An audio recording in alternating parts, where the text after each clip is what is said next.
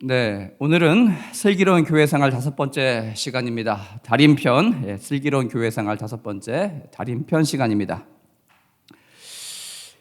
오늘은 제가 초급, 중급, 상급을 다루고 기초 코스를 끝내고 나니까 누군가 물으시더라고요. 목사님 다음에 뭐 하시려고요? 그래서 그 다음은 최고급, 최상급 편을 해보면 어떻겠냐? 누가 이렇게 말씀해 주셔가지고 제가 한번 생각을 해본 적이 있습니다. 근데 여러분, 이 표현보다 더 마음에 와닿는 표현이 있어요. 그것은 바로 오늘 제목과 같이 달인입니다. 슬기로운 교회생활 최상급자 편 또는 달인편이라고 생각하시고 들어주시면 감사하겠습니다. 슬기로운 교회생활에 있어서 누구를 과연 달인이라 칭할 수 있겠느냐? 슬기로운 교회생활의 최종 목표는 과연 누구야겠느냐? 생각해 보니까 여러분, 답이 너무 뻔해요. 한 번밖에 생각이 나지 않더라고요. 다들 예상하시고 있겠지만 우리와 같이 육신을 입고 이 땅 가운데 거니셨던 우리 예수님, 바로 그 예수님입니다. 예수님 우리의 최고의 롤 모델이자 우리의 최종 목표가 되어야 하겠습니다. 근데 여러분, 예수님은 신의 아들이기 때문에 과연 우리가 목표로 삼을 수 있겠느냐? 과연 우리가 범접할 수 있겠느냐? 실제적인 롤 모델로 삼는 데는 좀 무리가 있지 않겠나라는 생각이 드실지 모르겠습니다. 근데 여러분, 여기서 한 가지 우리에게 굉장히 위로가 되는 사실은 예수님도 우리와 똑같은 육신을 입고 사셨기 때문에 우리가 겪는 마음의 고통의 문제들, 육체의 고통의 문제들을 다 겪어서 아셨다는 것입니다. 여러분, 죄의 유혹이 얼마나 강력하고 큰지, 또 하나님의 뜻을 철저히 따라간다는 것이 때론 얼마나 힘들고 괴롭고 어려운 일인지 몸소 다 체험해 보셔서 아신다는 것입니다. 다행인 것은 같은 우리 육체를 입고 사는 우리에게 예수님을 닮아갈 수 있는 소망이 있다는 것입니다. 그것은 이 질그릇과 같은 연약한 육체 가운데 예수님의 영이신 성령께서 우리 안에 동일하게 거하시기 때문입니다. 성령의 내주하심의 그 크기가 우리 안에 가득 채워지게 될 때 우리 또한 예수님께서 가신 그 길을, 그 삶을 우리 또한 따라갈 수 있게 될 거다라고 확신합니다. 여러분, 예수님의 모습을 닮아가는 것은 참 중요합니다. 저 옛날 500년 전에 유럽에서 무슨 일이 일어났습니까? 종교개혁이 일어났어요. 왜? 과거 1000년간 성화만 강조했지 믿음이라는 것을 어느새 놓치고 있던 로마 가톨릭의 약점이 있었기 때문이에요. 오늘날 우리 교회의 가장 큰 화두는 반대로 믿음 이후의 삶, 그 삶에 대한 강조점을 우리가 놓치고 있지 않나라고 생각합니다. 교회에서 오직 믿음만 강조하다 보니까 그 이후의 삶에 대해서 우리가 적잖이 놓치고 있지 않나 합니다. 물론 올바른 믿음에 접속되어서 하나님을 아는 것이, 하나님의 백성이 되는 것이 그 무엇보다 중요합니다. 그러나 여러분, 믿는 자의 삶, 여러분도 지금 다 살고 계셔서 아시지 않습니까? 우리 믿는 자의 삶이 여러분 무슨 자율주행 같습니까? 무슨 오토파일럿 켜놓는 것 같이 아무런 사건 사고 없이, 우리의 특별한 노력 없이 그냥 부드럽게 스무스하게 마냥 진행되지 않는다는 것입니다.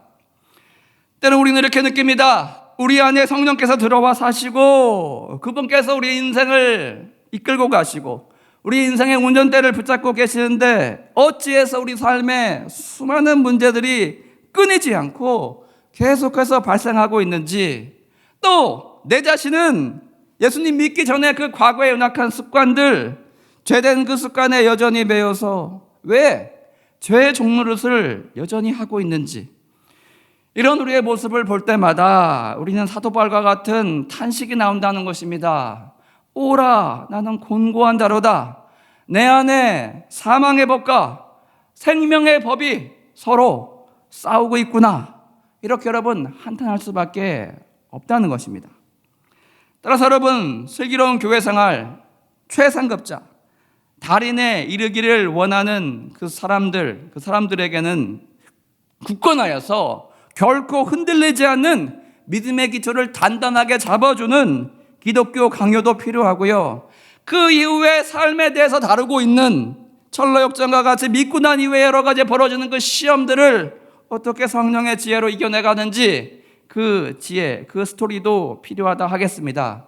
따라서 여러분, 누군가가 저에게 성도의 삶을 이끌어가는데 가장 도움이 되는 책 3권만 소개해달라 하면 첫 번째는 그 무엇보다 우리의 근본이 되는 성경이고, 두 번째는 우리의 신앙을 단단하게 잡아주는 기독교 강요이고, 세 번째는 믿음 이후의 삶에 대해서 기술해 놓은 철로역정이라고 말씀드릴 수 있겠습니다.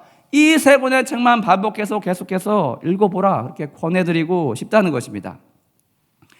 여러분, 이제 슬기로운 교회생활 달인, 최상급자의 모델인 우리 예수님에 대해서 한번 살펴봅시다.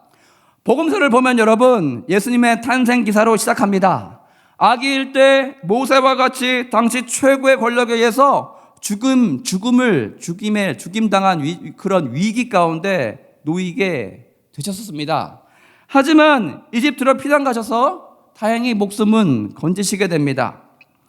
여러분, 또 가난한 가정에 보내심을 받아서 말구유에 태어나시더니 이렇듯 어릴 적부터 유아살해 위협까지 당하셨던 정말 파란만장한 예수님의 험난한 인생 여정이었습니다. 이 시기의 이야기는 안타깝게도 너무나 어린 시절에 벌어진 일이라서 예수님께서는 아버지 요셉과 어머니 마리아로부터 옛날에 그런 일이 있었어 라고 간간히 전해 듣게 되었을 것 같습니다. 여러분, 성경에 기록된 예수님께서 인식하는 가장 큰 첫 번째 고난은 무엇이었습니까? 공생활을 시작한 이후에 세례 요한으로부터 요단강에서 세례를 받으신 이후에 곧바로 벌어지게 됩니다. 이후에 유다 강야로 마귀에 의해서 끌려가셔서 시험 당하시는 장면이 나옵니다. 떡뒤경이라고 합니다. 떡뒤경 무엇입니까? 이때 예수님께서 인간이 당할 수 있는 모든 시험의 시발점인 생물학적인 욕구, 두 번째 심리적인 욕구, 세 번째 물리적 욕구를 모두 경험하시게 됩니다. 여러분, 우리가 예수님 도대체 저희의 이 배고픔에 대해서 아십니까? 라고 여쭤보면 예수님은 즉시 대답하실 것입니다. 네, 다 안다. 여러분, 이 답에 우리는 고개를 푹 숙이게 돼요. 왜냐면 여러분, 저와 여러분 가운데 40일 금식 기도 해보신 분 거의 없기 때문입니다. 이전 세대만 해도 예수님의 길을 따라간다면서 예수님께서 하신 그 40일 금식 기도를 나도 해보겠다 도전하시다가 안타깝게 그 날수를 다 채우지 못하시고 돌아가셨던 분이 간간히 있었습니다. 근데 여러분, 최근에는 이것에 도전했다는 분을 거의 본 적도 없고 들은 적도 없는 것 같습니다. 따라서 여러분, 예수님만큼 배고픔의 고통을 극심히 체험하신 분 이 자리 가운데 거의 없을 것입니다. 연이어 예수님께 그런 저급한 생물학적 욕구 말고 우리의 성공하고 싶은 마음, 많은 사람들로부터 인정받고 존경하고 싶은 그 자아실현의 욕구를 아시냐라고 여쭤봤을 때 예수님께서는 이번에도 내가 그게 뭔지 잘 안다라고 대답하실 것입니다. 왜냐하면 여러분, 마귀가 성전 꼭대기 높은 곳에서 뛰어내릴지라도 여호와의 천사들이 와서 발 아래에서 사뿐히 받쳐주어서 안전하게 땅에 내린 인류 최초의 인간이자 마지막 인간이 될 기회를 예수님께 주셨기 때문입니다. 그렇게 여러분, 각종 유명세와 하나님께 최고의 사랑을 받는 존귀한 자라 불릴 만한 그 기회가 예수님께 주어졌었어요. 방법이 어쨌든 간에 단번에 여러분 입신양명하고 출세하고 싶고 자신의 이름을 널리 세상에 내고 싶은 이런 인간의 욕구, 그것이 무엇인지 예수님도 경험해 보셔서 잘 아신다는 것입니다. 마지막으로 여러분, 물질의 유혹에 대해서 아시는지, 그 큰 유혹에 빠져본 적이 있으신지 예수님께 묻는다면 예수님께서 이번에도 대답하실 것이에요. 네, 다 안다. 네, 그게 뭔지 잘 안다. 왜냐? 마귀에게 경배하고 머리를 조아리기만 한다면 세상 만국을, 모든 나라를 소유하고 다스릴 기회를 예수께 주시겠다, 그렇게 유혹했기 때문에 여러분, 그것이 얼마나 큰 유혹인지를 예수님께서는 하셨다는 것입니다. 예수님은 인간이 너무나 쉽게 굴복하기 쉬운 이 세 가지 시험에 대해서 어떻게 시험 받으셨습니까, 여러분? 정말 극단으로, 최대치로, 맥스로 마귀에게 강요해서 시험을 받으셨다는 거예요. 그럼에도 불구하고 여러분, 이 모든 시험을 넉넉히 이겨내셨습니다. 여러분, 인간의 몸을 입고 계셨기 때문에 우리와 동일한 조건에, 동일한 고통 가운데, 동일한 시험 가운데, 유혹 가운데도 최종 승리하셨어요. 결코 그 유혹에 넘어지지 않았다는 것입니다. 그렇게 여러분, 슬기로운 교회 생활 최고의 롤모델, 최고봉으로 우리는 달인으로, 최고급자의 모습으로 우리가 닮아가야 할 분은 바로 우리 예수님이라 할 수 있겠습니다. 연희 여러분, 누가 예수님께 자신의 식구처럼 여긴 사람들로부터 배척당하고 배신당하는 그 인생의 쓰라림, 그 쓰라림에 대해서 혹시 아시냐? 예수님 또한 네, 다 안다라고 대답하실 거예요. 믿었던 사람들, 사랑을 듬뿍 퍼주었던 그 사람들에게 당하는 그 배신감, 내침, 예수님께서는요, 그 누구보다 많이 경험해 보셨기 때문에 잘 아신다는 것입니다. 예수님은 여러분, 가까운 가족으로부터 인정받지 못했습니다. 같이 자란 육신의 형제들이 뭐라고 합니까? 예수님을 하나님의 아들로 이해하지 못했습니다. 그리고 이렇게 비아냥됩니다. 유명해지길 원한 사람이 왜 예루살렘 수도에 가서 자기 자신을 드러내지 않고 이 지방 도시에 묻혀 있냐면서 그렇게 조롱했습니다. 창세기 요셉이 형들에게 당했던 차별이 생각이 나죠. 또 여러분, 야곱에게 12명의 아들이 있었던 것과 똑같이 신약에서는 12명의 제자들이 예수님께 있었습니다. 그 중에 이름도 구약의 유다와 같은 신약의 가룟 유다가, 구약의 유다가 요셉을 이집트로 간 대상에게 팔기로 전했던 것과 똑같이 예수님을 내어주길 원하는 그 사람들에게 은30을 받고 팔아 넘기게 됩니다. 여러분, 믿었던 사람들에게 당하는 배신, 그 인생의 회한의 감정, 예수님은 그 누구보다 잘 알고 계신다는 것입니다. 여러분, 그래도 마지막까지 믿고 가장 사랑했던 수제자 베드로마저 칼날의 위협 앞에, 목숨의 위협 앞에 예수를 모른다, 욕하면서까지 3번이나 부인하니 예수님께서는 그 오랜 시간 동안 예수님께서 쏟아부었던 그 양육의 시간이 대체 무슨 의미가 있었는지 너무나 허무하고 허탈하게 느껴지셔서 주저앉고 싶었을 것입니다. 따라서 여러분, 인생의 쓴맛, 그 쓴맛에 대해서 예수님 아시냐라고 물으신다면, 인간관계의 실패에 대해서, 그 깨짐에 대해서, 상함에 대해서 예수님 아시냐고 물어보신다면 예수님께서는 그 누구보다 내 친히 겪어서 잘 안다라고 여러분에게 답하실 것입니다. 여러분, 인생 살다 보면 노림수를 가지고 여러분에게 다가오는 사람들 참 많습니다. 여러분을 공경에 빠뜨리려고 다가오는 사람들이 참 많아요. 때론 인생은 살만한 것 같아, 인생은 참 아름다워 라고 고백했다가도 이런 사람들을 만나게 된다면 뭐라고 합니까? 인생은 참 쉽지 않아, 인생은 참 험난해, 인생은 내가 친절을 베푼다고 그 친절이 고스란히 내게 선의로 돌아오지 않아, 그걸 분별해내고 그 악함을 대응해내는 것 너무 피곤해, 너무 어려워, 너무 힘들어, 왜 이렇게 인생은 복잡한 거야? 여러분, 이렇게 한탄하신 분들 분명히 있을 것입니다. 예수님 그 누구보다 이런 교묘한 함정을 파고 다가서는 사람들 정말 많이 겪었습니다. 예수님이 실수하기만을 노리면서 위장을 하고 의도를 감추고 친절하게 접근하는 사람들도 수도 없이 많았습니다. 그렇게 책을 잡아 넘어뜨리고 약점을 잡아 이용해 먹으려고 다가서는 사람들이 참 많았습니다. 따라서 예수님 그 누구보다 그의 삶이 결코 만만치 않았다는 것입니다. 우리 모두가 응만하고 세상 모든 사람들이 우리를 지지하지 않는다는 것을 예수님은 잘 알고 계십니다. 나이부하게 아이처럼 순진하게 살다가는 이 세상의 악에 먹히게 될 가능성이 너무 높다는 것도 잘 알고 계십니다.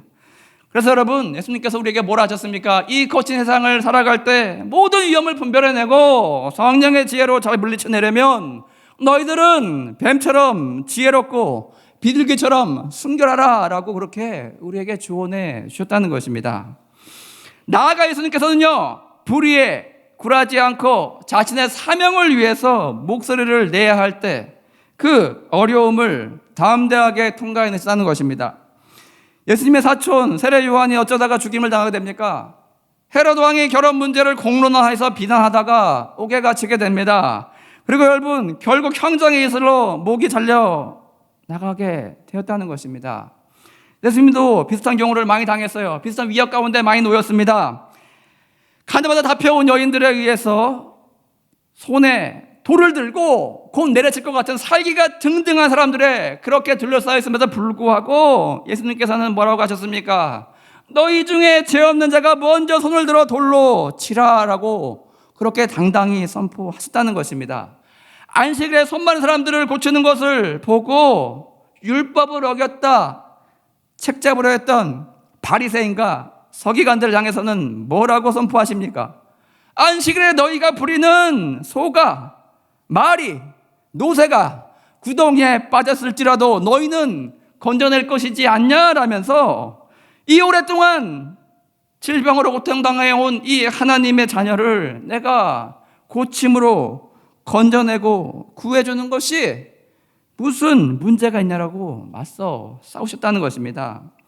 여러분 세상 살다 보면 자신보다 힘과 권력을 더 많이 가진 사람들을 상대로 입 바른 소리를 하는 것, 그것에 대한 부담감과 어려운 심리적인 압박감 예수님도 동일하게 느껴보셨다는 것입니다.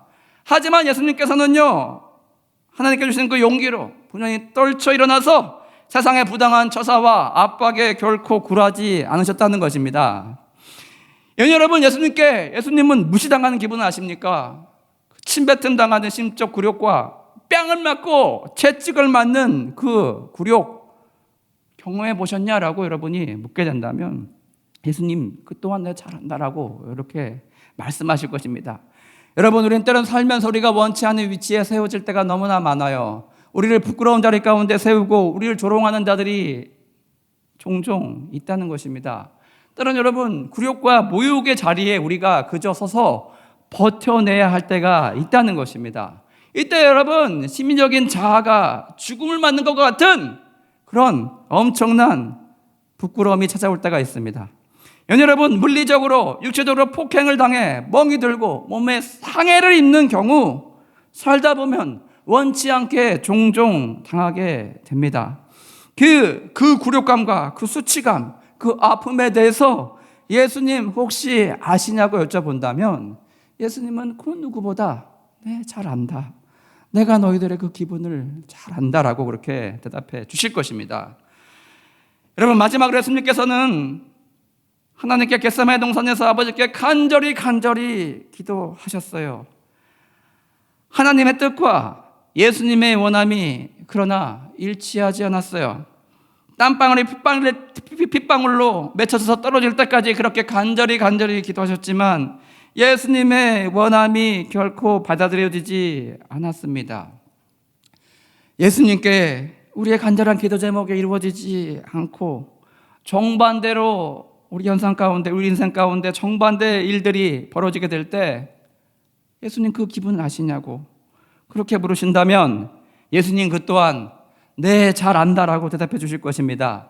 내가 너희의 기도가 지연되고 응답되지 않고 반대로 가는 것에 대해서 네 또한 잘 안다라고 그렇게 대답해 주실 것입니다.